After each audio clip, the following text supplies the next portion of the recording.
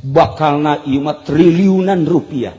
Nu turun ti Saudi Arabia jeung ti Iran bakalna triliunan rupiah melalui kedutaan Saudi Arabia jeung kedutaan Iran. Jelas ieu mah geus lain 50-60% deui 100% lain lalagaan untuk menggempur salafi.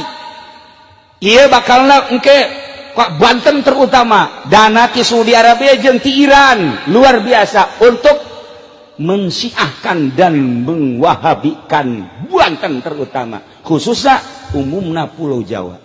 Moal kebal deui bakal urang ngadenge selenting lalaunan jangka waktu 10 tahun nyana kudu berhasil Wahabi dan Syiah, sebab lamun teu Wahabi jeung Syiah tetep salafi mah deuk kumaha ge ngalawan bae. Anu dianggap ngalawan karena perjuangan kristenisasi ieu adalah pondok pesantren salafi nu paling loba ternyata Banten dibanding Jawa Timur, Jawa Tengah jeung Banten ka dieu ternyata paling loba pondok salafi Banten.